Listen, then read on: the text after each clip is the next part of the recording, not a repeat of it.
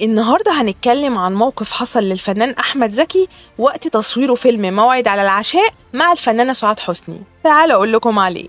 الفنان أحمد زكي بيحكي للإعلامي محمود سعد في برنامج على ورق على موقف حصل معاه وقت تصويره فيلم موعد على العشاء سنة 1981.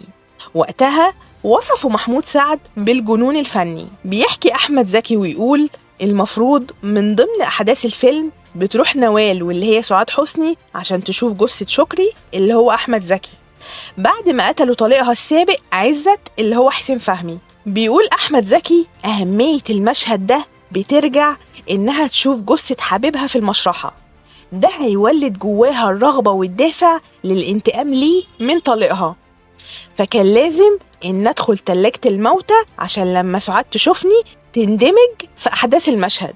وفعلا رحت مشرحة المعادي وقابلت المسؤول عن المشرحة واللي رحب بيا جدا وقال لي إنه مجهز لي التلاجة اللي كانت فيها أم كلثوم وشاه إيران، وكأن الموضوع مميز إني هنام في تلاجتهم.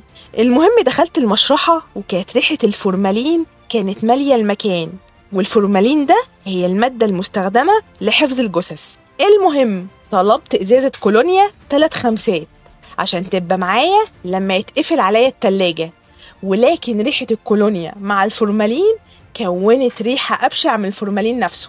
تاني حاجة كانت مقلقة بالنسبة لي حارس التلاجة، عشان يظهر لي اهتمامه بيا قال لي امبارح كان في أشلاء جثة موجودة في التلاجة كانت جاية نتيجة حادثة، وانا نظفت التلاجة عشان لما تيجوا تصوروا تلاقوا التلاجة نظيفة وزي الفل، وده زادني توتر اكتر.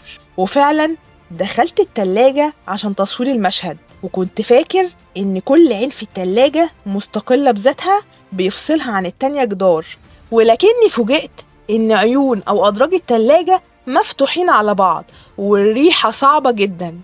فأول ما دخلوني وقفلوا عليا والمخرج قال أكشن كتمت نفسي تماما عشان الريحة، وعشان لما يفتحوا التلاجة وتشوفني سعاد حسني أظهر بمظهر الميت.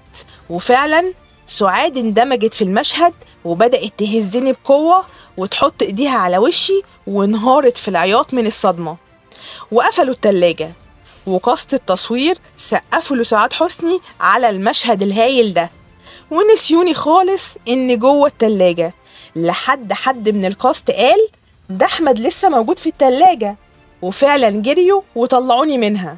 وعملت المشهد ده بس عشان سعاد تندمج في الفيلم. وبس كده. لو عجبكم الفيديو ما تنسوش تشتركوا في القناة وتفعلوا زر الجرس عشان يوصلكم كل جديد.